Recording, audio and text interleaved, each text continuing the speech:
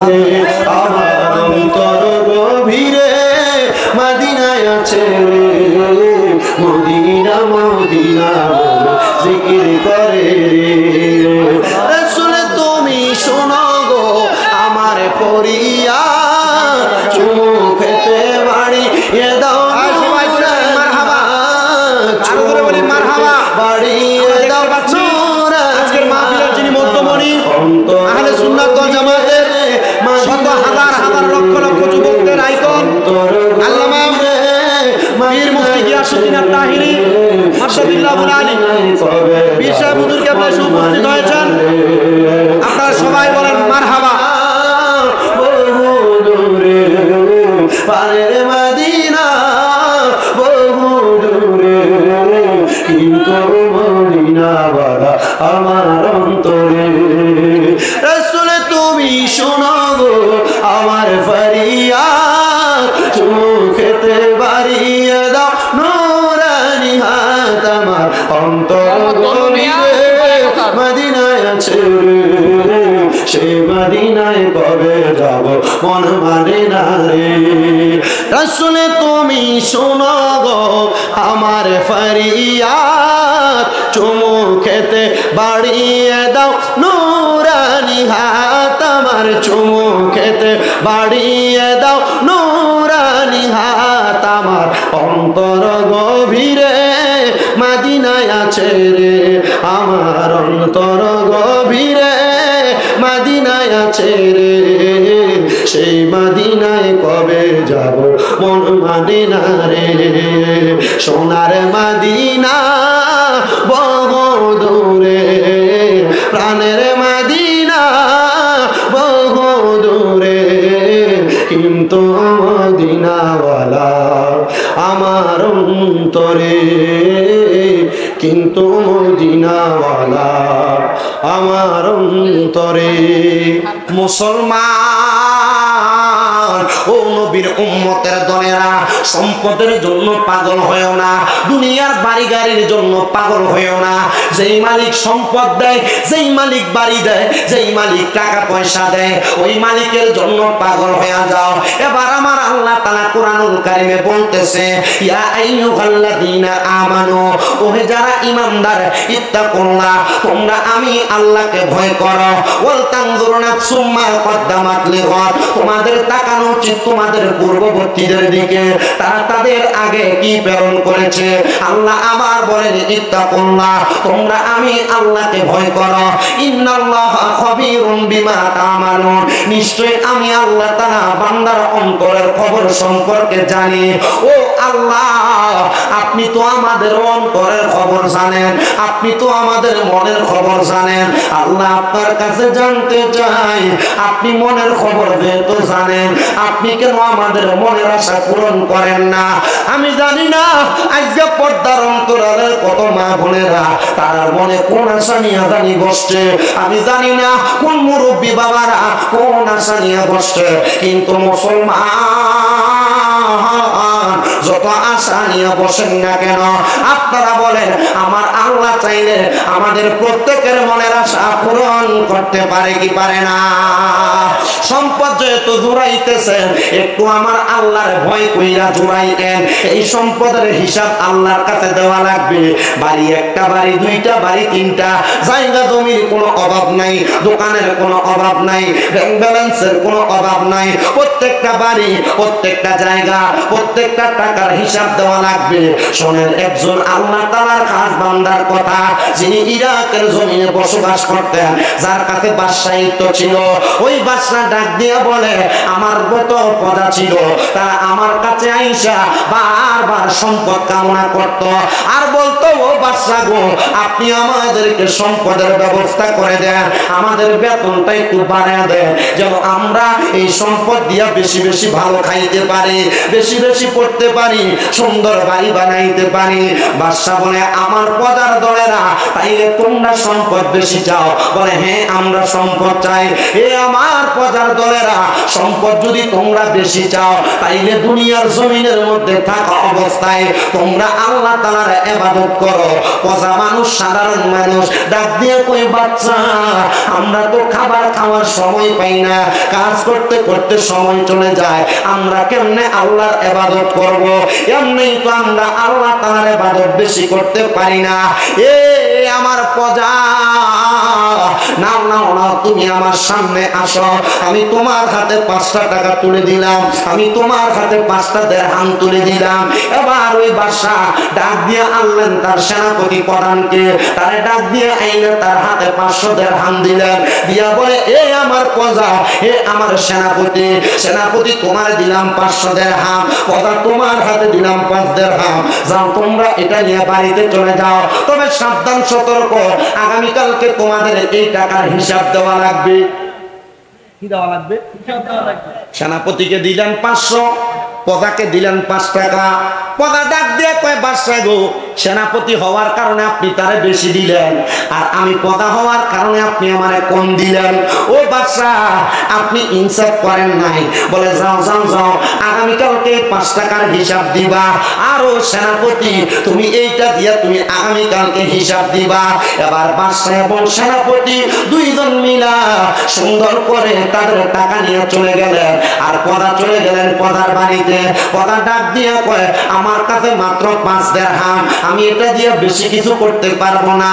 আরে 5000 টাকা, 5 টাকা দিয়া কি আর করব? আমি টাকাটা আমার কাছে জমায়া রাখলাম। আর সেনাপতি 500 দিরহাম পায়া সুন্দর বকরি কিনা জবাই করে খায়। সেনাপতি 500 দিরহাম পায়া সুন্দর জামা কিনা গায়ে লাগায়। সেনাপতি 500 দিরহাম পায়া স্ত্রীকে দামি উপহার দেয়। সেনাপতি 500 দিরহাম পায়া আনন্দ ফুর্তি করতেছে তার বাড়িতে। এবার ওই ইরাকের বাদশা ডাক দিয়ে কয়, জগৎবাসী গো, এবার আমি একটা বড় আগুনের চুলা বানাইলাম। কি বানাইছি? কথা কন্যা, কি বানাইছি? বড় একটা লাকড়ির চুলা বানাইলাম। আর লাকড়ির ওই চুলাটার উপরে আমি বড় একটা লোহার পাতিলা লাগাইয়া দিলাম। যেই লোহার পাত্রা আগুন জ্বলতে জ্বলতে গরম হয়ে গেছে। আর ইরাকের সব মানুষ আমি বাদশার ডাকে আসছে, এমন ভাবে হাজার হাজার মানুষ ইরাকের রাজধানীতে হাজির হয়ে গেছে। সবাই দাঁড়ায়া ডাক দিয়ে বলতেছে, বাদশা আপনি কেন আমাদেরকে ডাক দিলেন? বলে, অন্য কোনো কারণে ডাক দেই নাই, একটাই মাত্র কারণ, একটাই মাত্র কারণ, আমি গতকালকে আমার একজন প্রজাকে 5 দিরহাম দিছি, আমার সেনাপতিরে আমি দিলাম 500 দিরহাম। সেনাপতিরে দেওয়ার কারণ হইল, সেনাপতি আমার রাজ দরবারের মাল, বাইতুল মাল থেকে সে চুরি করে করে মাল নিয়ে যায়। মানুষ তো সম্পদের জন্য চুরি করে, এই যে সুদের টাকা খায় সম্পদ বাড়াইবার লাগিয়া, ঘুষের টাকা খায় সম্পদ বাড়াইবার লাগিয়া, মানুষের জমি দখল করে সম্পদ বাড়াইবার জন্য। ও মুসলমান, ওই বাচ্চা ডাক দিয়া বলে, আমার সেনাপতির স্বভাব ছিল সে আমার অনস্বীকার্যের চোখ ফাঁকি দিয়া আমার বাইতুল মাল থেকে মাল চুরি করে। আর আমার প্রজা মাল চুরি করে না, শুধু সম্পদ কামনা করে। আমি আমার সেনাপতিরে 500 দিরহাম দিছি, যদিও জানি সে চোর। আপনারা দেখবেন এলাকার সুদখোরেরা সুদের টাকা দিয়া বিল্ডিং বানাইছে, বাড়ি বানাইছে, সুন্দর সুন্দর জায়গা জমি বালা বালা খায়। আর রিক্সা দেবে ডাইবা, এবার শাক পাতার আলুর ভর্তা ডাল দিয়া ভাত খায়। খুদার কসম করে বলি, সুদখোরের মুরগা রানের চাইতে রিক্সা ড্রাইভার আর কৃষকের ঘরের আলুর ভর্তার ডাল ডাই বড় উত্তম হালাল খাবার। আর আপনারা ইয়া রাসূলুল্লাহ, এবার রিক্সার ড্রাইভারে দাওয়াত দিলে তার বাড়িতে দাওয়াতে যায় না, তে গরিব মানুষ। কৃষকে দাওয়াত দিলে তার বাড়ির দাওয়াতে যায় না, গরিব মানুষ কি খাওয়াইবো?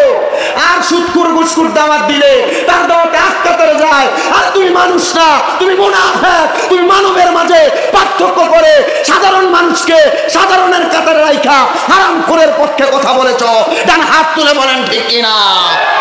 যারা হারামখোরের পক্ষে এক কাপ চা খেয়ে কথা বলে, চা দোকানে বৈশা এক কাপ চায়ের কাছে বিক্রি হইয়া গরিবদের উপরে নির্যাতন করে, এরা মানুষ না, মানুষ নামের জানোয়ার। ডান হাত তুলে বলেন ঠিক না বেঠে? আরে সুদখোরে দাওয়াত দিলে আগে আগে যা, লাঠির জোর বেশি আল্লাহ যা। আর রিক্সার ড্রাইভারে দাওয়াত দিলে এটা দাওয়াতে যাইতে চায় না। কথা কোন না কেরে আছে না নাই? কথা কয় না বেশি। আপনার কি কষ্ট হইতেছে?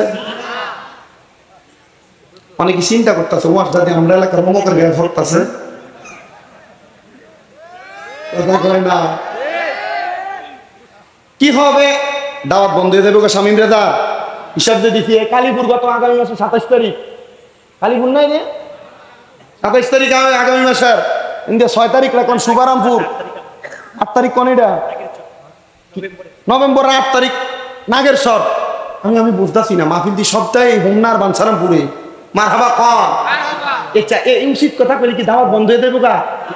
একটু ফিটফুর এলাকায় কে প্রথমবার না 4-5 বার মারহাবা দি জোরে কয় না। তার মানে বোঝা যায় উচিত কথা কইলে সিটফুরে দাওয়াত কি কম না বেশি? তাহলে উচিত কথার দরকার আছে না নাই? যে মৌলবী সামনে দেখবেন সুৎখুরের ঘরে ভাত খাইয়া জুমার নামাজে এটা তেল মারে, মনে করবেন এটা মৌলবী না, এটা মুনাফি। কথা কই না ঠিক না বে ঠিক? কি হবে আলেম সাজে সমাজেতে যদি না হক কথা উচ্চ সুরে না বলিতে? চাকরির বই কর যদি ছেড়ে দাও ইমামতি, চাকরির বই কর যদি ছেড়ে দাও ওই না গদি। কি হবে আল্লাহকে ধোঁকা দিয়ে? কি হবে আল্লাহকে ধোঁকা দিয়ে? কি হবে বেঁচে থেকে অযথা বিদ্যা শিখে যদি না করতে পারো শুধুমুখ সমাজটাকে? কথা কোন ঠিক কিনা?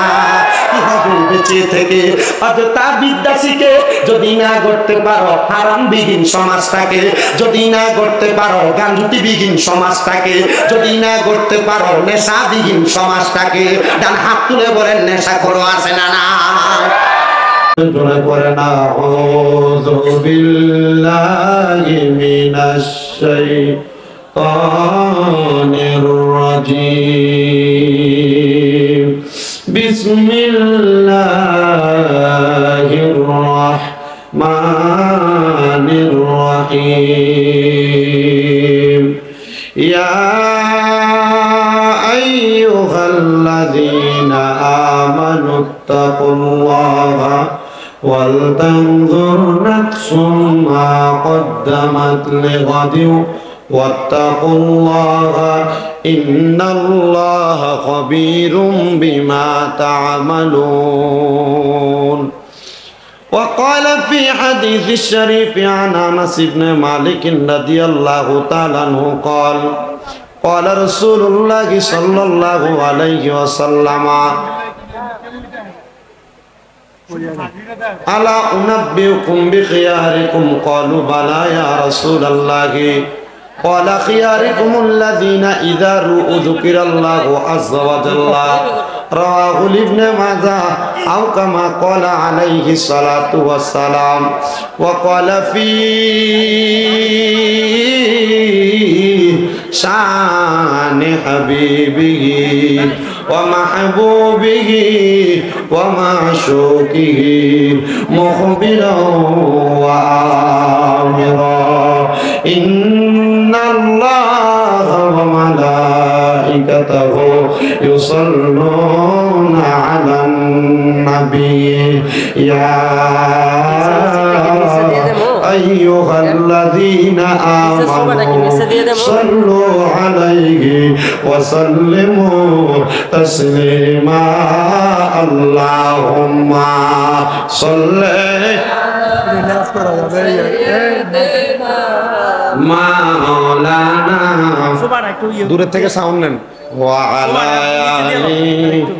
মুখ লাগে কথাগুলো তো দেন মনে।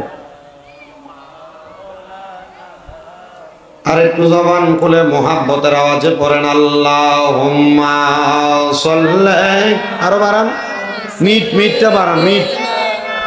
মাওলানা মুহাম্মদ ওয়া আলা আলি সাইয়্যিদিনা। জগৎ পাগল কাবার জন্য, কাবা পাগল মাবুদের, মাবুদ পাগল দয়াল নবীজি, নবীজি পাগল উম্মতের। আল্লাহুম্মা সাল্লি। একটু হলরুম হয়ে রয়েছে, এটারও বন্ধ করেন একটু, তো হলরুম। মাওলানা মুহাম্মদ ওয়া আলা আলি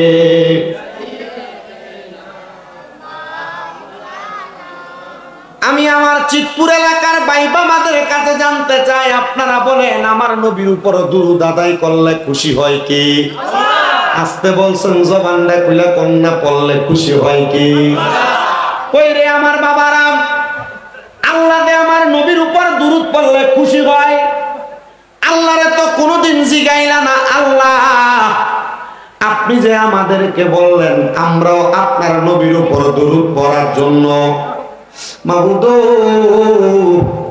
আল্লাহ আপনি আমাদেরকে কোরআনে বললেন আকিমুস সালাত, নামাজ কায়েম করার জন্য, কিন্তু আপনি আল্লাহ তাআলা কোনোদিন নামাজ পড়েন নাই। কারণ নামাজ হলো আপনার ইবাদত, বান্দা ইবাদত করে আপনি আল্লাহর জন্য।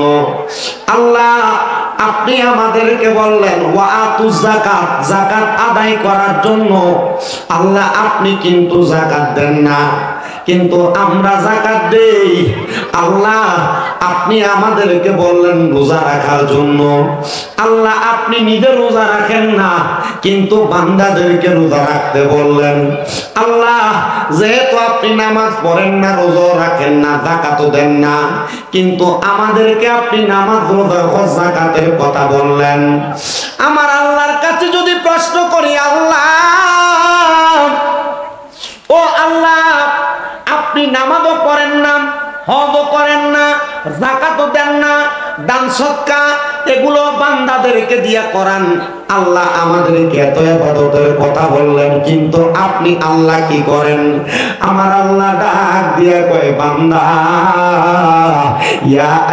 আমার আল্লাহ ডাক দিয়া কয় বান্দা ইন্নাল্লাহা, নিশ্চয় আমি আল্লাহ, ও মালাইকাতাহু আমার অসংখ্য ফেরেশতাদেরকে নিয়া ইউসাল্লুনা আলান নবী আমার নবীর উপর দুরূদ আদায় করি। আর দুরূদের পাগল হইলে করবে নবী পার, বলেন দুরূদের পাগল হইলে করবে নবী পার। আল্লাহুম্মা সাল্লি আলা পরবারে বার, বলেন আল্লাহুম্মা আইরে দুরূদের পাগল হইলে করবে নবী পার, বলেন দুরূদের পাগল হইলে করবে নবী পার।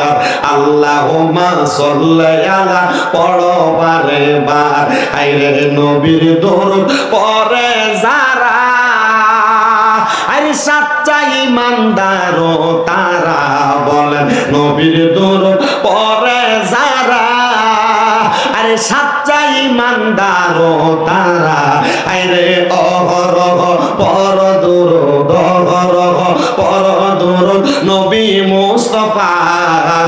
আল্লাহুম্মা সাল্লি আলা পরবারে বার, বলেন দুরূদের পাগল হইলে করবে নবী পার, বলেন দুরূদের পাগল হইলে করবে নবী পার।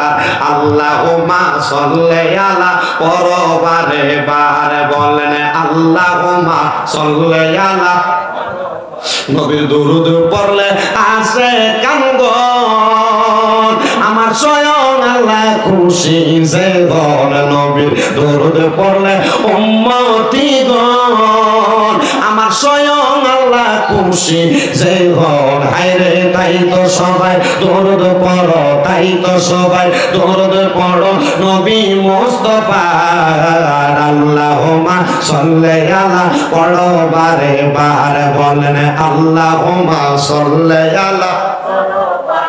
আমার ভাইরা, বাবারা, বন্ধুরা, আমার আল্লাহ কয় আমি নামাজও পড়ি না, রোজা রাখি না, আমার বান্দাদেরকে বললাম বান্দা আমার অসংখ্য ফেরেশতাদেরকে নিয়া আমি আল্লাহ আমার মদিনার কামলিওয়ালা নবীর উপর দুরূদ আদায় করি। মাবুদ আপনি তো নবীর উপর দুরূদ আদায় করেন, আপনি বলেন না আমরা বান্দারা কি করব?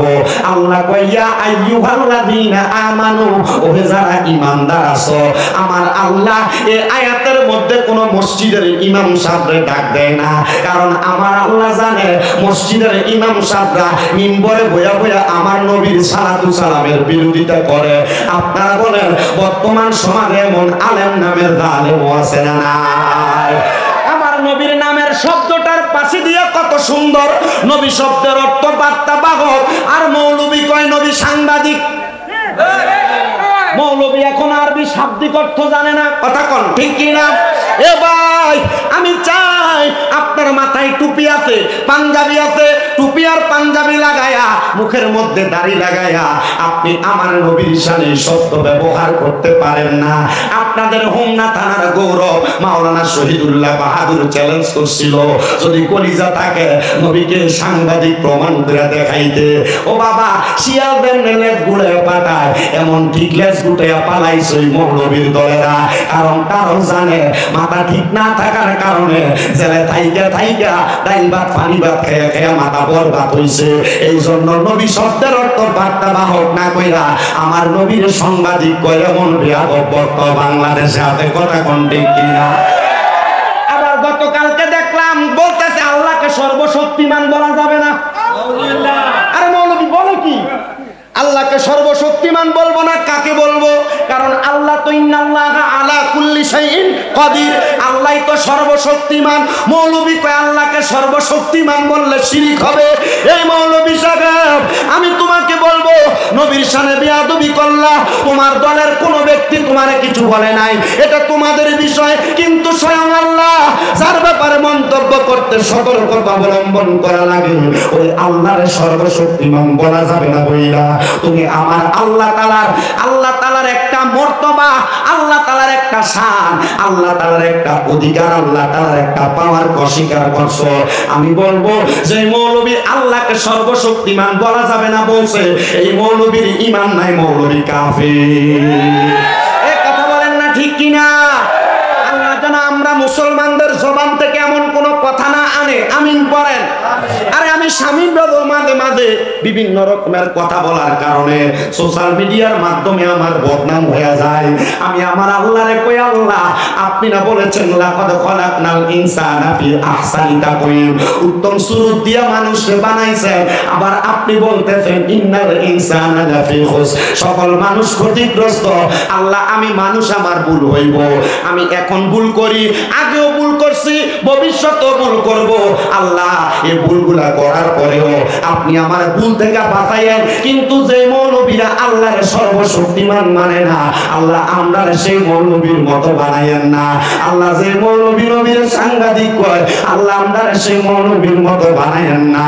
আমার আল্লাহরে আমরা এত ভালোবাসি, আমরা নবীর আমরা এত ভালোবাসি, নবীর শান ও শৌকতে, নবীর ইজ্জতে যদি আঘাত আসে আমরা সুন্নি মুসলমান মানতে পারি না। কথা কোন না ঠিক কিনা? আল্লাহ কয় ইন্নাল্লাহ, আল্লাহ বলে ইয়া আইয়ুহাল্লাযীনা আমানু, ওহে যারা ঈমানদার। আল্লাহ কোন মুশরিককে ডাক দেয় না, আল্লাহ কোন মুনাফিককে ডাক দেয় না, কারণ মুনাফিক কথায় কথায় মিথ্যা কথা বলে, কথা কোন? এই জন্য আমার আল্লাহ বলেন ইয়া আইয়ুহাল্লাযীনা আমানু, ওহে যারা ঈমানদার, সাল্লু আলাইহি, তোমরা ওই নবীর উপর দুরূদ আদায় করো, জোরে বলুন সুবহানাল্লাহ।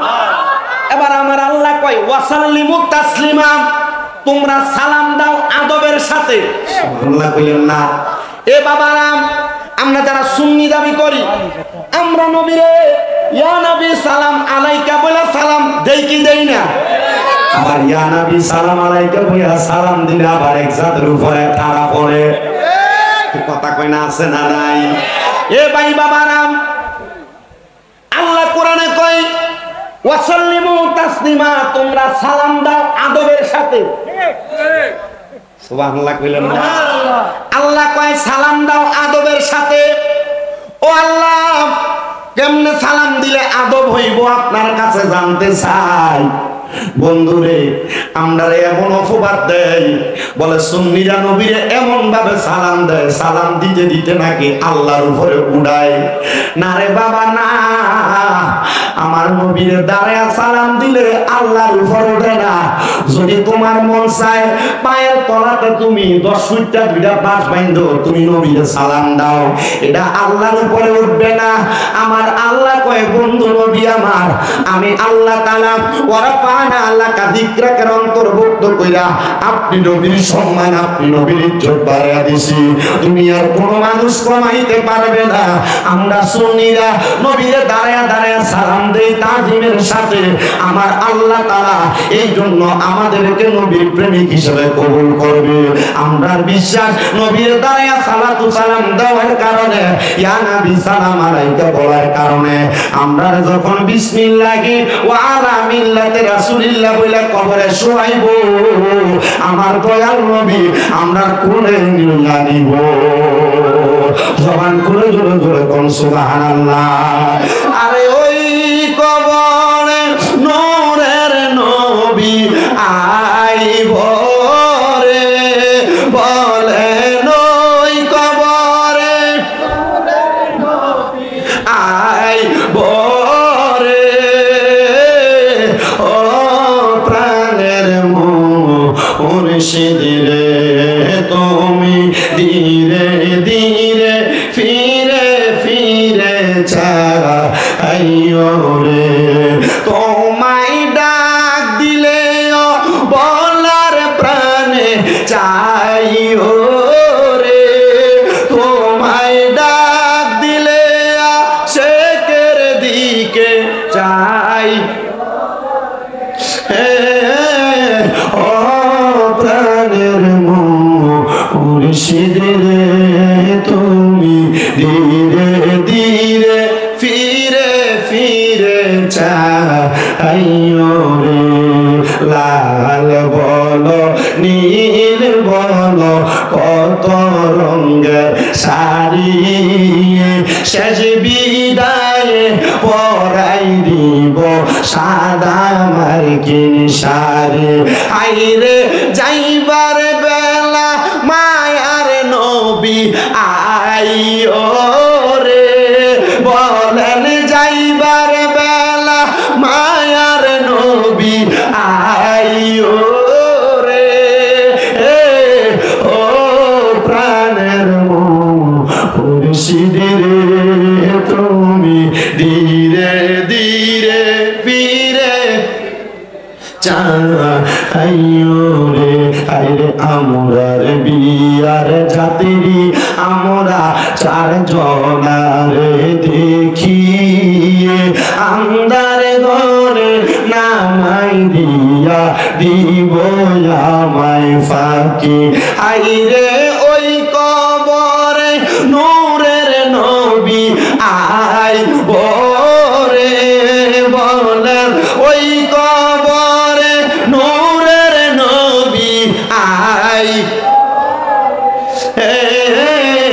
ও প্রাণের মুর্শিদ রে তুমি ধীরে ধীরে ফিরে ফিরে চাইও রে আইরে আম পাতায় জাম পাতায় কত পানি ঝরে শেষ বিদায়ের গোসল দিব বরুই পাতার জলে হাইরে আতর গোলাপ সুরমা চন্দন ছিটাই দিব রে কন্যায় আতর গোলাপ ছিটাই দিব রে ও প্রাণের মুর্শিদ রে তুমি ধীরে ধীরে ফিরে ফিরে চাইও রে। আপনারা বলেন যে আল্লাহ ওই নবীর দ্বারা সালাম দেওয়ার কথা বললেন, আমরা সবাই ওই নবীর দ্বারা সালাম দেওয়ার দরকার আছে না নাই? বাবাজিরা, বন্ধুরা আমার, আমার নবীর উপর দুরূদ সালাম পড়লে কত সওয়াব। আমার দয়াল নবী রাহমাতুল লিল আলামিন নবী বলে, উম্মত দুনিয়ার জমিনে যেই ব্যক্তি আমি নবীর প্রতি যত বেশি দুরূদ আদায় করবে জান্নাতের ভিতরে ওই উম্মত আমি নবীর তত কাছাকাছি থাকবে। আমার এই হোমনা শিবপুর এলাকার পর্দার অন্তরালের মা বোনেরা গো, এরে আমার মা বোনেরা, মাইকের আওয়াজ যদি তোমাদের কানে যায়, আমি বলবো তোমাদের হাতে পায়ে ধইরা গো মা, যদি নবীর দিদার পাইতে চাও বেশি বেশি করে নবীর দরুদ পড়ো। আমার হোমনা শিবপুর এবং আশেপাশে এলাকার ভাই বাবারা, আপনারা যারা এই জান্নাতের বাগানে আসছেন, আপনারা যদি ওই নবীর দিদার মরণের আগে একবার পাইতে চান, কবরে যাওয়ার পর নবীর দিদার চান, আপনারা ওই নবীর উপর বেশি বেশি দরুদ আদায় করবেন। আমার নবী কই উম্মত রে, দুনিয়ার জমিনের মধ্যে আমি নবীর কোন উম্মত যদি আমি নবীর উপর প্রাণ ভরা দরুদ আদায় করে, একবার যদি মুহাব্বতে দরুদ আদায় করে, আমার আল্লাহ ওই উম্মতে মুহাম্মদীর নামের উপরে জান্নাতের মধ্যে একটা গাছ লাগায়া দেয়। নবী গো, জান্নাতের ভিতরে গাছ লাগাইলে উম্মতের কি দাম? আমার নবী কয় ওই গাছের ভিতরে যতগুলা পাতা থাকবে, পাতার পরিমাণ সওয়াব ওই উম্মতের নেকের পাল্লার মধ্যে তুলে দেওয়া হবে। আমার নবী শুধু এই কথা বলে ক্ষান্ত হয় নাই, আমার নবী কই দুনিয়ার জমিনের মধ্যে বৈশা আমি নবীর কোন উম্মত যদি আমি নবীর প্রতি দুরূদ আদায় করে, আল্লাহ তাআলার অসংখ্য ফেরেশতারা আমি নবীর উপর দুরূদ পড়া দুরূদদারে আমি নবীর রওজা মুবারকে পৌঁছায়। কিন্তু মুসলমান ইমানদার এই হাদিসটা শোনার পরে আমার অনেক ভাইয়েরা বলে নবীর উপর দুরূদ আদায় করলে ফেরেশতা নবীর দরবারে দুরূদ পৌঁছায়, তাইলে নবী কেমনে সুন্নিদের মাহফিলে আসে, নবী কেমনে হাজির হয়? তার কাছে বলবা এটা সব উম্মতের বেলায়। কিন্তু আমার নবী আরেকটা হাদিসে মুবারক কয়, আমার নবী ডাক দিয়া কয় উম্মত, আমি নবীর কোন উম্মত যদি মুহাব্বত নিয়ে আমি নবীর উপর দুরূদ আদায় করে, ওই উম্মত কোন জায়গায় বসে আমি নবীর প্রতি দুরূদ পড়ে, আমি নবী সেই জায়গা চিনি। শুধু চিনি না রে, যেই ব্যক্তি আমি নবীর উপর দুরূদ পড়ে, আমি নবী ওই ব্যক্তির নাম জানি, তার পরিচয় জানি, আমি নবী স্বয়ং নিজ কান মুবারকে ওই ব্যক্তির দুরূদের আওয়াজ শুনতে পায়। আর জবান খুলে জোরে জোরে কন্যা সুবহানাল্লাহ। বাগানো এলাকার, চিতপুর এলাকার, আশেপাশে এলাকার ভাই বাবারা, বন্ধুরা, যদি নবীর প্রতি দুরূদ আদায় করলে নবীর দিদার পাওয়া যায়, নবীর সুপারিশ পাওয়া যায়। আপনারা বলেন আমরা সবাই ওই নবীর উপর দুরূদ আদায় করতে রাজি আছি না নাই? কারা কারা রাজি আছি? ডান হাত তুলে আমার আল্লাহরে দেখায়, আল্লাহ যেন কবুল করে। ধরে কোন আমি সবাই মুহাব্বতে দুরূদ করেন আল্লাহ ও মা সাল্লে লা মুহাম্মাদ ওয়া আলা। কেমন আছে মুহাম্মাদ ওয়া আলা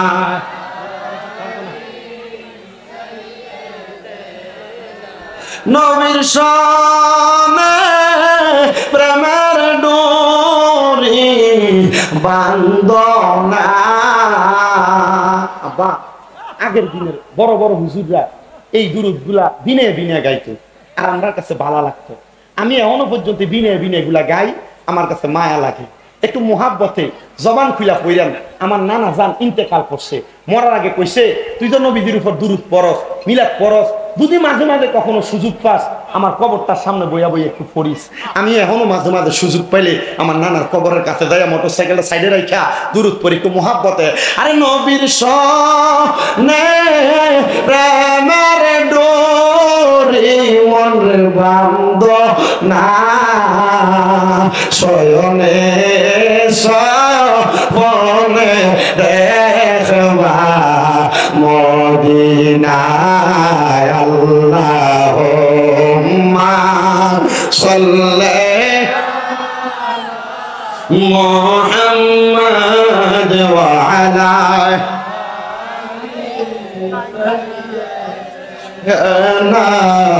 মুহাম্মদ। কান্দায়ো না, কান্দায়ো না আমার নবীরে, কোনা কান্দায়ো কান্দায়ো না আমার নবীরে, নবীরে কাঁদাইলে কাঁদবা হাসরে আল্লাহুম্মা মোহাম্মদ ওয়া আলা আলিহি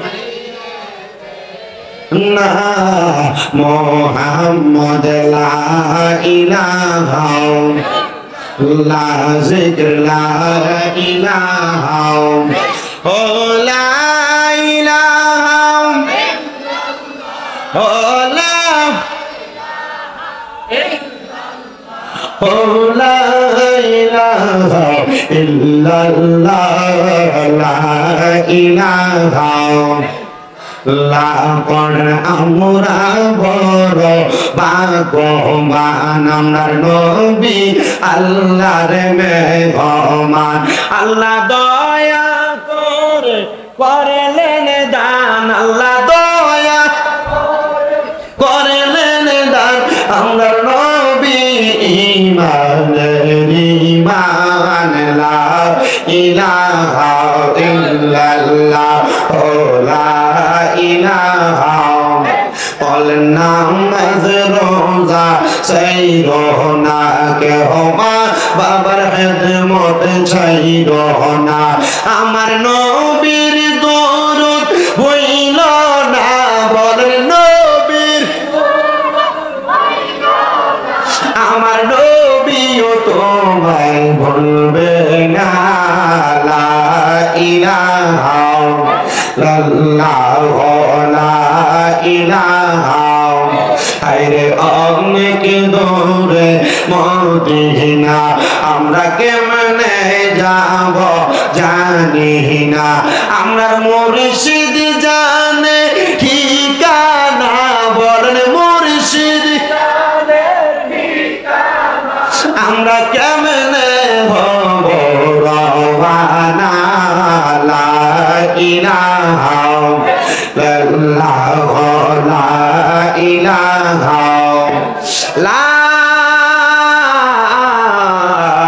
ইলাহা ইল্লাল্লাহ মুহাম্মাদুর রাসূলুল্লাহ সাল্লাল্লাহু আলাইহি ওয়াসাল্লাম আসেন ভাইরা বাবারা বন্ধুরা একটু মুহাব্বতের আওয়াজে আল্লাহ তাআলার ইসমে জাতের জিকির করে মুহাব্বত নিয়ে আল্লাহ তাআলার ডাক দিবেন বাবারা আমি আমার সারা বাংলাদেশে যত ভক্তবৃন্দ আছে আমি তারা বলছি যখন তোমরা অবসর থাকবা চোখটা বন্ধ করে ওযু অবস্থায় আল্লাহ তাআলার জিকির করবা আপনাদের এই হোমনা এলাকার আমার অনেক ভক্তরা আছে আমি তাদেরকে বলছি অবসর সময় আল্লাহর জিকির আর নবীর দরুদ পড়বা এটার দোয়ার বরকতে আপনাদের হোমনা এলাকায় অনেক মাহফিল রাখা হয়েছে এই যে আপনাদের কালীপুরে মাহফিল শুভারমপুরে আগামী 6 তারিখ মাহফিল হোমনা থানা রামপুরে মাহফিল হোমনা থানার অনেক জায়গার মধ্যে মাহফিল মুন্সিকান্দি সময় অনেকগুলা মাহফিল আমি আমার যত জায়গায় মাহফিলে যাই আমার সব ভক্ত শ্রোতাদেরকে আমি জানিয়ে দেই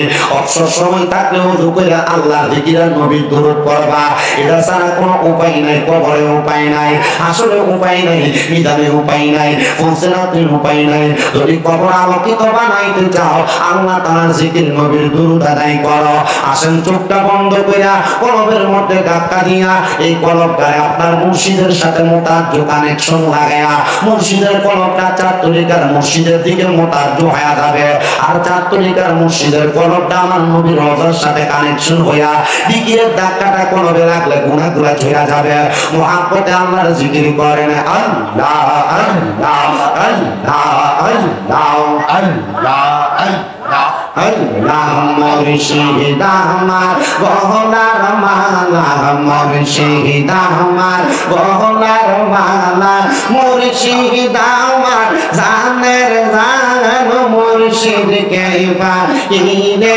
আমি জোরাইতাম পরাণ মারহাবা আল্লাহ আল্লাহ মুর্শিদ আমার গহনার মালা মুর্শিদ আমার গহনার মালা মুর্শিদ আমার জানের জান মুর্শিদ পাইলে কোলে লইয়া জোরাইতাম পরাণ মারহাবা আল্লাহ আল্লাহ আল্লাহ আল্লাহ আল্লাহ আল্লাহ আল্লাহ আল্লাহ ও মুর্শিদ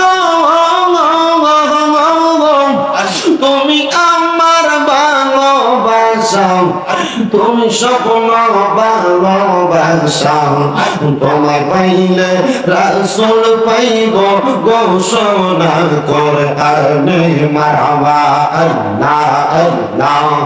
রাসূল পাইলে আল্লাহ পাইব, আল্লাহ পাইলে জান্নাত পাইব, সেই কথাটা মসনবীর ঘোষণা আশিক শোনো না, মুর্শিদ বিনে খোদা তো মিলে না, হায়রে মুর্শিদ বিনে।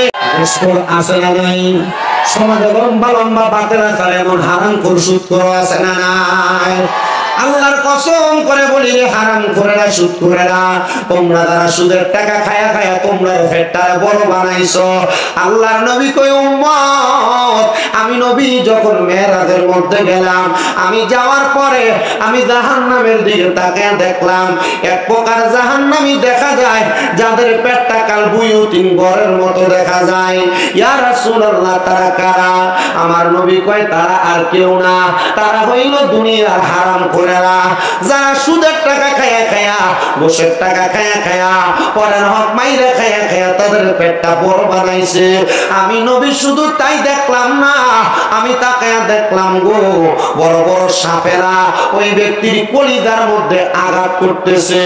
ও মায়ার নবী গো, দয়ার নবী গো, তার মানে বোঝা যায় যারা হারাম খায়, যারা সুদ খায়, যারা ঘুষ খায়, যারা পরের হক মাইরা মাইরা খায়, আমার আল্লাহ তাআলা তাদেরকে যন্ত্রণা দেয়, শাস্তি দিবে।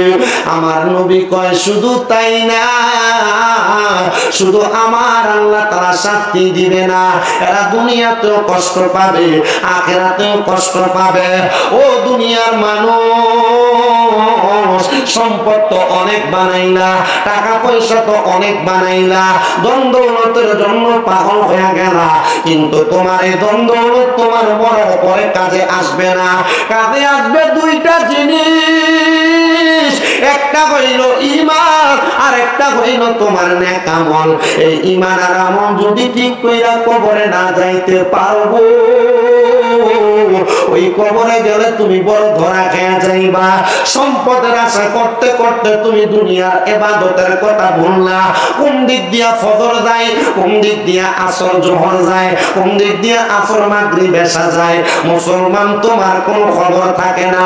আরে সম্পদ ওয়ালারে যদি তুমি খুশি বানাইতে পারো, তোমার সম্পদের কোনো অভাব হবে না। কিন্তু তুমি সম্পদ ওয়ালারে নারাজ কইরা কিসের ইবাদত করো আর কিসের দুনিয়ার টাকা ইনকামের আশা করো? ওই সম্পদ যেই খোদা দেয়, ওই খোদার ইবাদতে তুমি তোমারে মজা দাও। এই সম্পদ টাকা পয়সা বাড়ি গাড়ি যেই খোদা দেয়, ওই খোদারে তুমি একটু খুশি করো, দেখবা তোমার সম্পদের অভাব হবে না। তোমার মতো কত সম্পদওয়ালা হুমনা চিতপুরের গোরস্থানে শুয়ে রইছে, 1 বছর হয়ে গেছে মরছে, কবরটা খুলে দেখো কবরে হাড্ডিগুলা বালি হয়ে গেছে।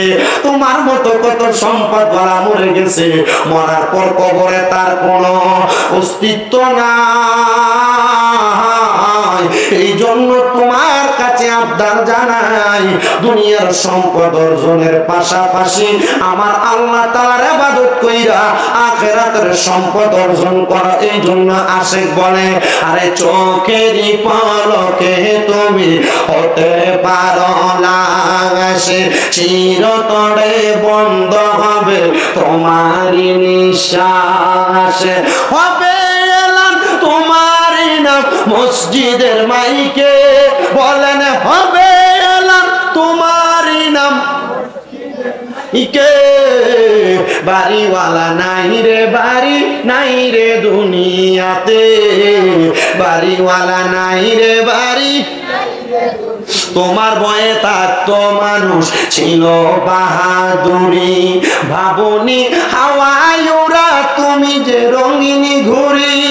সুতোয় টানে দিলে মালিক, সুতোয় টানে দিলে মালিক পারবে না থাকিতে, বাড়িওয়ালা নাই রে বাড়ি, নাই রে দুনিয়াতে, বাড়িওয়ালা নাই রে বাড়ি।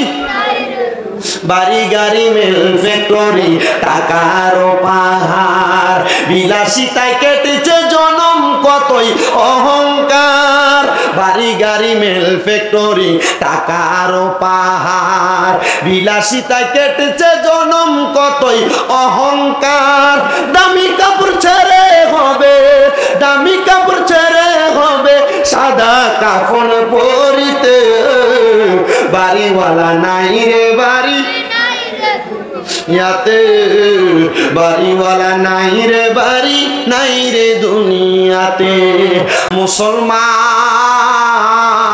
ও নবীর উম্মতের দলেরা সম্পদের জন্য পাগল হয়েও না দুনিয়ার বাড়ি গাড়ির জন্য পাগল হয়েও না যেই মালিক সম্পদ দেয় যেই মালিক বাড়ি দেয় যেই মালিক টাকা পয়সা দেয় ওই মালিকের জন্য পাগল হয়ে যাও এবার আমার আল্লাহ তাআলা কোরআনুল কারীমে বলতেছে ইয়া আইয়ুহাল্লাযীনা আমানু ওহে যারা ঈমানদার ইত্তাকুল্লাহ তোমরা আমি আল্লাহকে ভয় করো ওয়াল তানজুরু নাফসুম মা কদ্দামাত লিগাদ তোমাদের তাকানো উচিত তোমাদের পূর্ববর্তীদের দিকে তারা তাদের আগে কি প্রেরণ করেছে আল্লাহ আবার বলেন ইত্তাকুল্লাহ তোমরা আমি আল্লাহকে ভয় করো ইন্নাল্লাহা খাবীরুম বিমা তা'মালুন নিশ্চয় আমি আল্লাহ তাআলা বান্দার অন্তরের খবর সম্পর্কে জানি ও আল্লাহ আপনি তো আমাদের অন্তরের খবর জানেন আপনি তো আমাদের মনের খবর জানেন আল্লাহ আপনার কাছে জানতে চাই আপনি মনের খবর যেহেতু জানেন আপনি কেন আমাদের মনের আশা পূরণ করেন না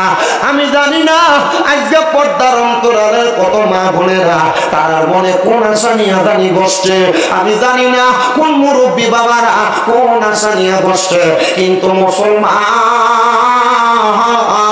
যত আশা নিয়ে বসেন না কেন আপনারা বলেন আমার আল্লাহ চাইলে আমাদের প্রত্যেকের মনের আশা পূরণ করতে পারে কি পারে না সম্পদ যেহেতু জুড়াইতেছেন একটু আমার আল্লাহর ভয় কইরা জুড়াইতেন এই সম্পদের হিসাব আল্লাহর কাছে দেওয়া লাগবে বাড়ি একটা বাড়ি দুইটা বাড়ি তিনটা জায়গা জমির কোনো অভাব নাই দোকানের কোনো অভাব নাই ব্যাংক ব্যালেন্সের কোনো অভাব নাই প্রত্যেকটা বাড়ি প্রত্যেকটা জায়গা প্রত্যেকটা টাকার হিসাব দেওয়া লাগবে শোনেন একজন আল্লাহ তাআলার খাস বান্দার কথা যিনি ইরাকের জমিনে বসবাস করতেন যার কাছে বাদশাহিত্ব ছিল ওই বাদশা ডাক দিয়া বলে আমার কত প্রজা ছিল তারা আমার কাছে আইসা বারবার সম্পদ কামনা করত আর বলতো ও বাদশা গো আপনি আমাদেরকে সম্পদের ব্যবস্থা করে দেন আমাদের বেতনটা একটু বাড়ায় দেন যেন আমরা এই সম্পদ দিয়া বেশি বেশি ভালো খাইতে পারি বেশি বেশি পড়তে পারি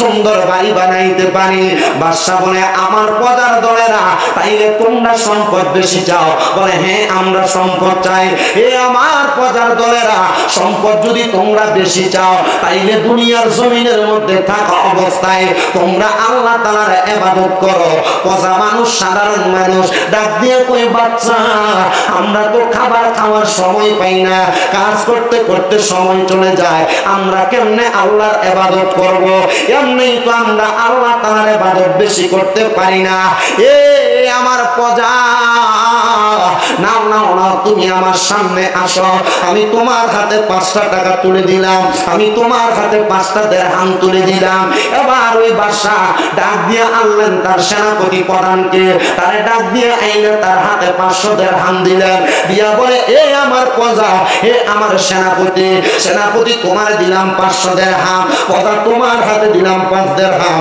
যাও তোমরা এটা নিয়ে বাড়িতে চলে যাও তবে সাবধান সতর্ক আগামী কালকে তোমাদের এই টাকার হিসাব দেওয়া লাগবে কি দেওয়া লাগবে সেনাপতিকে দিলেন 500 প্রজাকে দিলেন 5 টাকা প্রজা ডাক দিয়ে কয় বাদশা গো সেনাপতি হওয়ার কারণে আপনি তারে বেশি দিলেন আর আমি প্রজা হওয়ার কারণে আপনি আমারে কম দিলেন ও বাদশা আপনি ইনসাফ করেন নাই বলে যাও যাও যাও আগামী কালকে 5 টাকার হিসাব দিবা আর ও সেনাপতি তুমি এইটা দিয়া তুমি আগামী কালকে হিসাব দিবা এবার বাদশা এবং সেনাপতি দুইজন মিলা সুন্দর করে তাদের টাকা নিয়ে চলে গেলেন আর প্রজা চলে গেলেন প্রজার বাড়িতে প্রজা ডাক দিয়ে কয় আমার কাছে মাত্র 5 দিরহাম আমি এটা দিয়ে বেশি কিছু করতে পারবো না।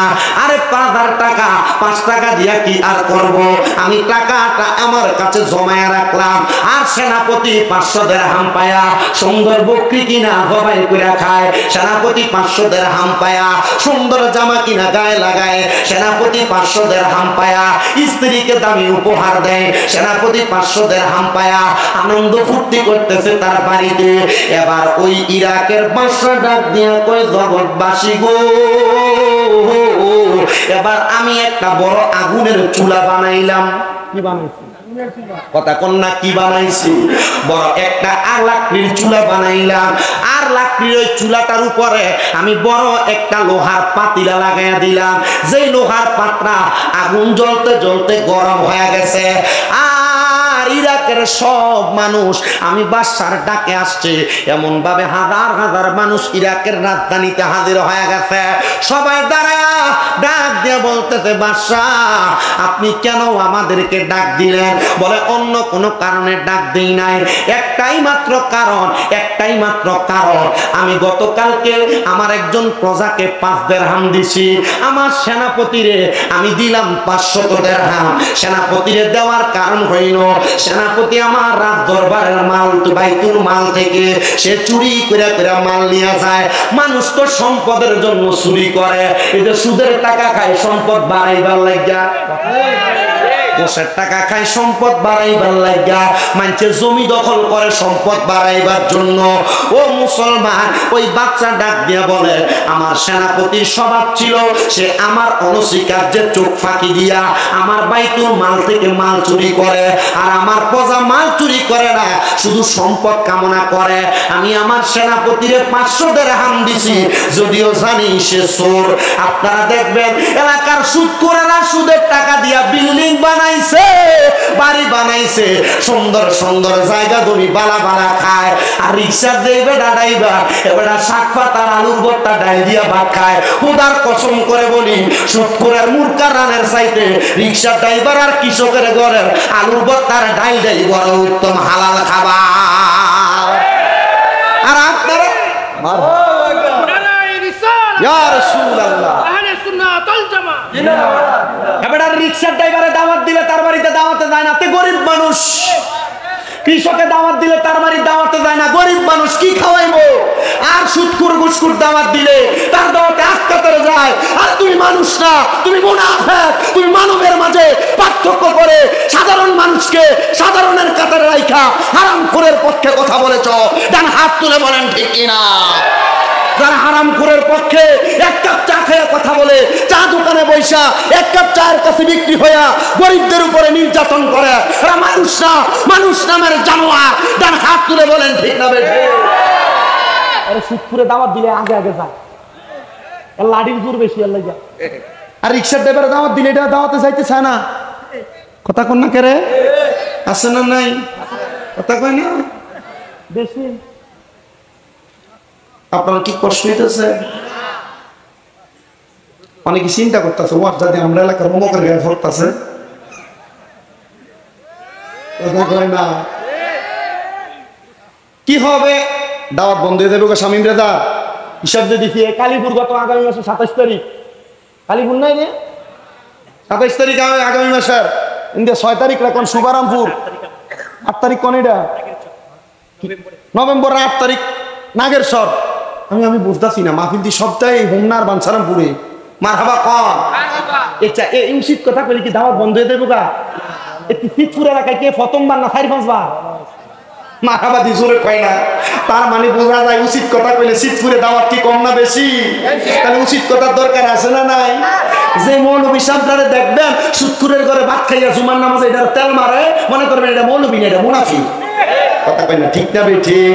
কি হবে আলেম সাজে সমাজেতে যদি না হক কথা উচ্চ সুরে না বলিতে, চাকরির বই করো যদি যদি ছেড়ে দাও ইমামতি, চাকরি বই করো যদি ছেড়ে দাও ওই না গদি।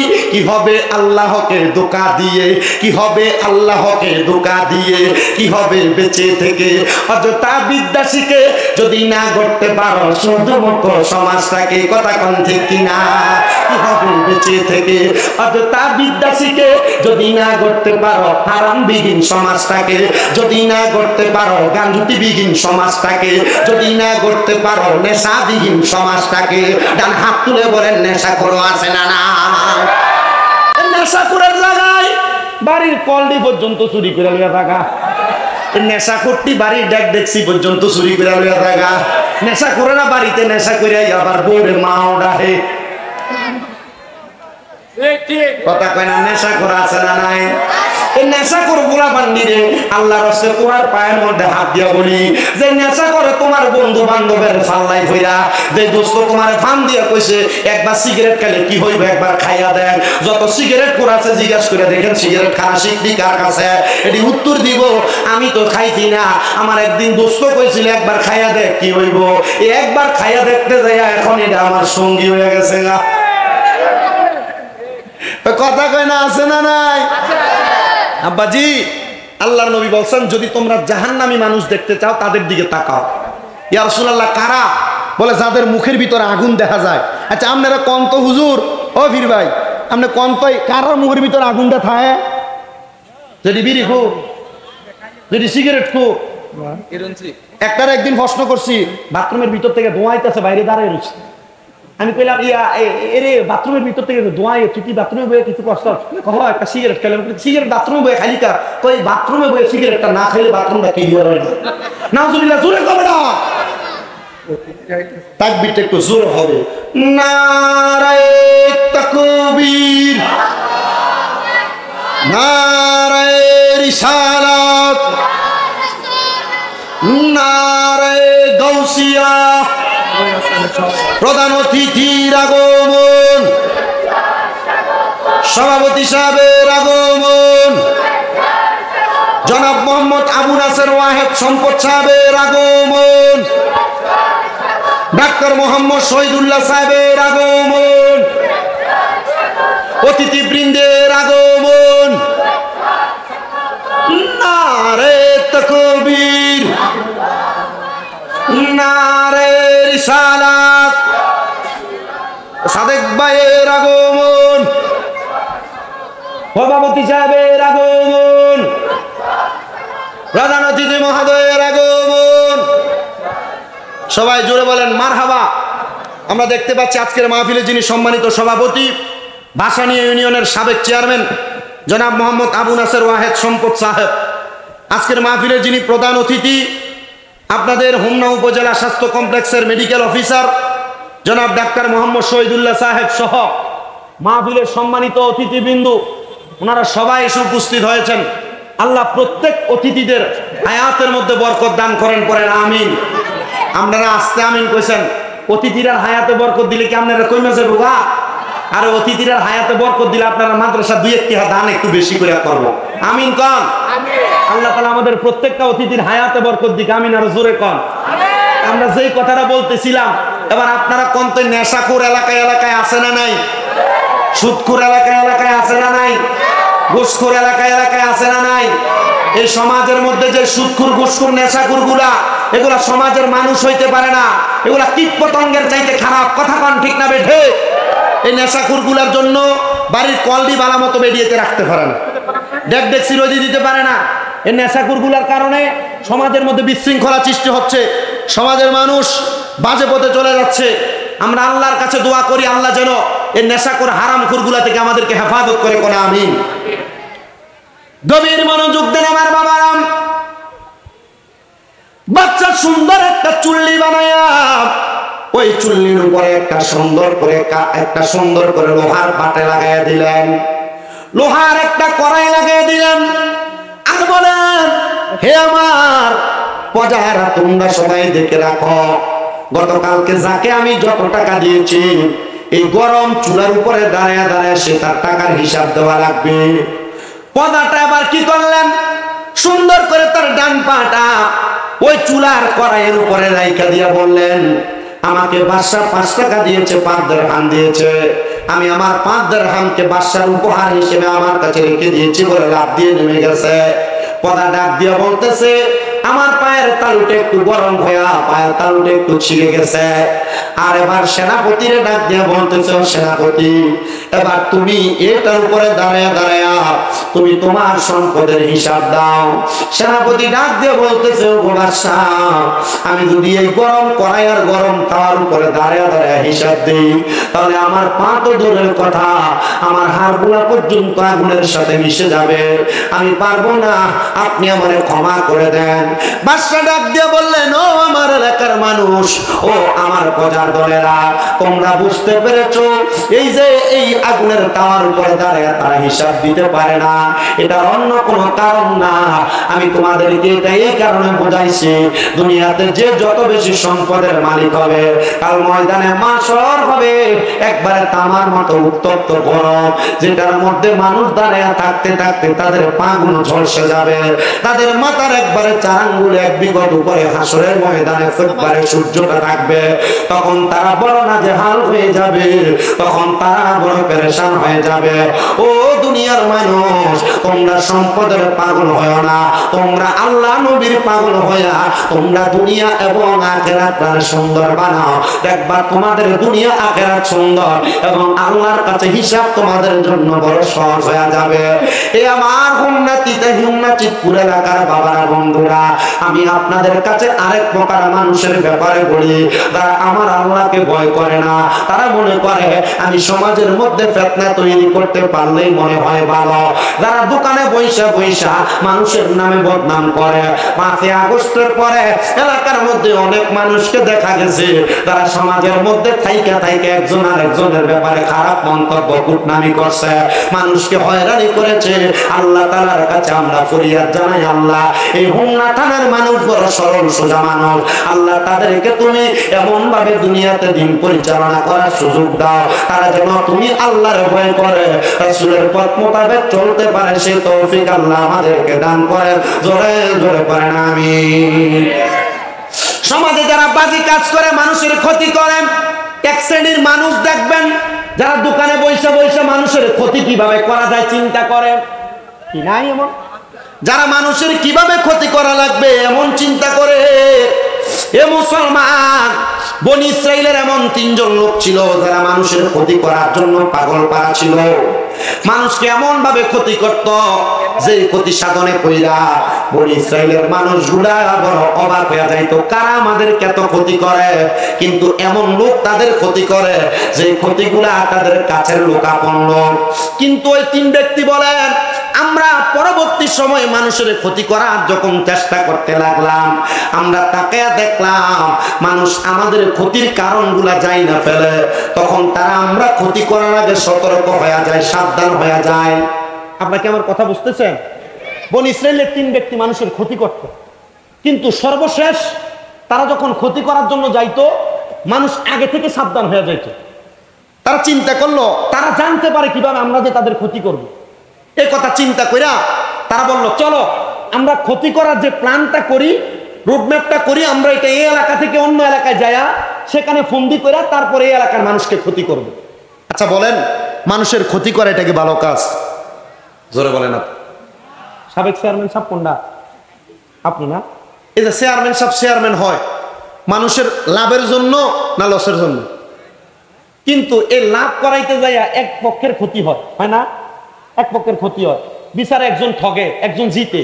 কারণ ঠগিনার ভোটটাকে চেয়ারম্যানের দেয় আপনি মনে করেন? আমি দিব না, বিশ্বাস করি না। এ চিন্তা করে এর দোষ, চেয়ারম্যান যদি তার হক কইয়া যদি তারা জিতিয়ে দিত, চেয়ারম্যানের ভোটটা দিত, কথা কয় না। কিন্তু না, চেয়ারম্যান যদি উচিত বিচার না করে, আল্লাহর নবী বলে কাল হাসরের ময়দানে 7 প্রকার ব্যক্তি আমার ছায়া তলে থাকবে, লাওয়ায়ে হামদের পতাকার নিচে থাকবে। এর মধ্যে 1 নাম্বার ইমামুল আদল, যারা ন্যায় বিচার করে। চেয়ারম্যান যদি ন্যায় বিচার না করে আল্লাহর ওই পতাকার নিচে থাকতে পারবো? তো চেয়ারম্যান সাহেবরা এই ন্যায় বিচারটা কইরা দেয়, কিন্তু আমরা সমাজের মানুষ এই ন্যায় বিচারটারে পছন্দ করে না। যেটা তলে দিয়ে 100 টাকা আর 1000 টাকা খাইয়া বিচার ঘুরিয়ে দেয়, এটার পক্ষে কথা বলে, এরা মুনাফিক, এরা বেঈমান। কথা বলেন না, ঠিক না বেঠে? চা খাইয়া বিচার ঘুরানো যাবে? সাবধান, সতর্ক। বনি ইসরাইলের 3 ব্যক্তি কি করলেন? পাহাড়ের গুহার মধ্যে ঢুইকা তারা আবার মানুষের ক্ষতি করার জন্য প্ল্যান করতে লাগলেন, বুদ্ধি করতে লাগলেন। আর আমার আল্লাহ কয়, আমি আল্লাহ তার কুদরতের খেলা কেউ বোঝে না। আল্লাহ কয়, এ তিন বান্দা, তোমরা যেহেতু মানুষের ক্ষতি করার জন্য চেষ্টা করলা, আল্লাহ তাআলা কুদরতি ভাবে পাহাড়ের গুহার মুখের ভিতরে তিনটা পাথর আইনা ফালাইয়া দিছে। আর এই তিনজন খারাপ মানুষ চিন্তা করে যে তো পাথর আইনা ফালাইয়া দিছে, আমরা মনে হয় এখান থেকে বের হতে পারবো না। একদিন দুই দিন করে অনেক দিন পর্যন্ত গুহার মধ্যে আটকে আছে, কিন্তু গুহা থেকে বের হতে পারতেছে না। এবার ওই তিন ব্যক্তি ডাক দিয়ে বলে, আল্লাহ যদি আমাদেরকে না বাঁচায়, এই গুহা থেকে আমাদেরকে আর কেউ বাঁচাইতে পারবে না। আসুন রে কোনো মানুষ, চলো আমরা আল্লাহ তাআলার কাছে আমাদের কোনো ভালো কাজের উসিলা দিয়ে দোয়া করি। এবার একজন ডাক দিয়ে বলে, আমার কোনো ভালো কাজ নাই, আমার একটা ভালো কাজ আছে। বলে, কোন ভালো কাজ আছে বলো না। বলে, আমার বাড়িতে একজন ব্যক্তি সারাদিন 1 মাস পর্যন্ত চাকরি করেছে, তার বেতন ছিল 2 কুচি করে চাউল, আর এক বেলা তারে আমি খাওয়াইতাম। সে এক বেলা খানা খাইয়া সে 2 কুচি চাউলগুলো আমার কাছে আমানত রাখছে, জমা রাখছে। আর আমার বলছে, ও আমার মালিক, আপনি আমার চাউলগুলো আপনার কাছে আমানত রাখবেন, আমি নিয়ে যাব। 1 মাস কাজ শেষ হওয়ার পর আমার ওই কাজের লোকটা বাড়ি থেকে বিদায় হয়ে গেছে। এবার আমাকে 1 মাস 2 মাস 3 মাস পর্যন্ত চাউলগুলো আমার কাছে। দেখবেন চাউল 2-3 মাস থাকলে চাউলের মধ্যে পোকা ধরে, কি পোকা। এবার বাদশা ডাক দিয়া কই, ও আমার এলাকার মানুষ, আমি যখন দেখলাম চাউলগুলোর মধ্যে পোকা ধরে গেছে, আমি আবার চাউলগুলো বাজারে বিক্রি করে অনেকগুলো ছাগল কিনলাম। ছাগল কিনা লালন পালন করতে করতে গরু কিনলাম। আমি গরুগুলা লালন পালন করার জন্য খামার বানায়া আমি সুন্দর করে আমার গরুগুলা লালন পালন করলাম। এমন এক সময় ওই কাজের লোক আইসা বলে, হুজুর আমার চাউলগুলো আমার ফেরত দেন। আমি তখন তার জবাব দিয়েছি, আমার সেনাপতি, এই আমার কাজের লোক, এই যে গরুর খামার দেখতে পাও, এই খামারের গরু সহ এগুলা তুমি নিয়ে যাও।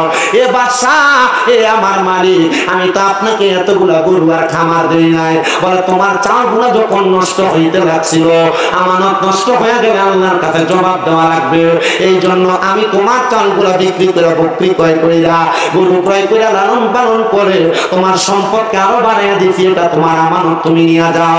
আল্লাহর কাছে দোয়া করে, আল্লাহ আমার এমন কোন নেক আমল নাই, শুধু এই আমানতের কারণে তুমি আমি বান্দার মাফ করে দাও। আল্লাহ তাআলা তার দোয়া কবুল করছে। ভালো কাজের উসিলায় গুহার মুখ থেকে 3টা পাথর তাইকা একটা পাথর সরাইয়া নিয়ে গেছে। ডাক দিয়া কই, আল্লাহ ও মালিক গো, যেহেতু আপনি এই 3টা পাথর থেকে একটা ভালো কাজের উসিলায় একটা পাথর সরাইছেন, ওরে আমার বন্ধুরা আর 2টা ভালো কাজের উসিলা দিয়া দোয়া করো, দেখবা আমার আল্লাহ দোয়াটা কবুল করবে। আমার আল্লাহ তো দয়ার আল্লাহ, আমার আল্লাহ তো মায়ার আল্লাহ। এমন দয়া করছে, এমন মায়া করছে। আরেকজন ডাক দিয়া কয়, আমার জীবনে আর কোনো ভালো কাম নাই, একটা ভালো কাম আছে। আমার একটা চাচাতো বোন ছিল বড় সুন্দরী, আমার মনটা তার দিকে সব সময় পড়ে থাকতো, আমি কখন জানি তার সঙ্গে মিলামেশা করব। ও পোলাপা, তোমার চোখের সৌন্দর্যের কারণে তোমরা যারা জিনা ব্যভিচার করো, পর নারীর দিকে তাকাও, অন্য মেয়েদের দিকে তাকায় তাকায় সময় নষ্ট করো, মনে রাখবা জিনা করার কারণে তোমার এই লজ্জাস্থানের মধ্যে আমার আল্লাহ তাআলা গরম লোহার রড লাগিয়ে দিবে। তোমার লজ্জাস্থানের মধ্যে পাথর ঝুলন্ত অবস্থায় রাখবে, পচে পচে করবে। এই জন্য তোমরা জিনা ব্যভিচার কইরো না, অবৈধ সম্পর্কে লিপ্ত হয় না, আমার আল্লাহ তাআলা তোমারে কোনোদিন মাফ করবে না। এ মুসলমান, বনি ইসরাইলের ওই ব্যক্তি ডাক দিয়া কয়, জগতের মানুষে, আমার চাচাতো বোনটার প্রতি আমার বড় আকর্ষণ ছিল। আমার মনটা চাইছে আমি যদি আমার চাচাতো বোনটার একটা রাত্রের জন্য পাইতাম, আমি তার সঙ্গে আদর সোহাগে সময় কাটাইতাম। ও আল্লাহ, আমার একটু সুযোগ করে দেন না। আর আমি ডাক দিয়ে বললাম, আল্লাহ রে, এমন টাইমে দেখলাম আমার ঘরের সামনে আমার চাচাতো বোন এসে দাঁড়িয়ে রয়েছে। আমার ডাক দিয়ে কয়, ভাই আমার 100 দিরহাম ধার লাগবে, হাওলাত লাগবে, দেন না গো। আমার আপনি 100 দিরহাম দেন। আমি আমার চাচাতো বোনকে প্রস্তাব করলাম, এ চাচাতো বোন, আমি তোমার 1 শর্তে 100 দিরহাম দিতে রাজি। বলে, কোন শর্তে? বলে, যদি তোমার দেহটাকে আমাকে ভোগ করতে দাও। নাউজুবিল্লাহ নাই। যদি তোমার দেহটা 100 দিরহামের কারণে আমার ভোগ করতে দাও। চাচাতো বোন ডাক দিয়ে কই ভাইজান, আপনি যদি চান ভোগ করতে পারবেন, তবে আপনি এখন আমার 100 দিরহাম দিয়ে আমার বিপদটা সারাইয়া দেন। এবার চাচাতো বোনের কথাটা শুনি না ভাইজান 100 দিরহাম দিয়া দিলা। পরের দিন রাত্রবেলা আমার চাচাতো বোন আমার ঘরে আসছে, আমি তার দইরা আমার খাটের উপরে যখন তার সঙ্গে বৈধ মেলামেশা করার জন্য সম্পর্কে লিপ্ত হব, এমন টাইমে আমি তাকে দেখলাম আমার চাচাতো বোনের চোখ দিয়া পানি পড়তেছে। আমি জিজ্ঞাসা করলাম, বোন তুমি কেন এমন ভাবে কান্না করো? আমার বোনটা আমার ডাক দিয়া কয়, ভাই আমি কান্না করার অন্য কোনো কারণ না, বাইরে তোমার কাছে আল্লাহর দোহাই দিয়া বলি, তুমি আমার ইজ্জতটারে নষ্ট কইরো না, আমার আল্লাহ তাআলারে ভয় করো। আমি ওই দিন আল্লাহরে ভয় কইরা আমার চাচাতো বোনের ইজ্জতটাকে আমি রক্ষা করে তারে ছেড়ে দিয়েছি। ও আল্লাহ, আমার জীবনে আর কোনো ভালো কাম নাই, এই ভালো কামটার উসিলায় তুমি আমারে মাফ করে দাও। আমার আল্লাহ দোয়া কবুল কইরা বনি ইসরাইলের ওই 3 জন বাদে ব্যক্তির গুহার সামনে থাইকা 2 নাম্বার পাথরটারে সরাইয়া নিয়ে গেছে। এবার 2 জন ডাক দিয়া কই, দেখছস নি রে, ভালো কাজের উসিলা দিয়া দোয়া করলে আল্লাহ দোয়া কবুল করে। ও আল্লাহ, আল্লাহ গো। আরেকজন ডাক দিয়া কয়, আমার সম্পদ নাই, আমার টাকা পয়সা নাই, আমি আমার বাড়িতে 2টা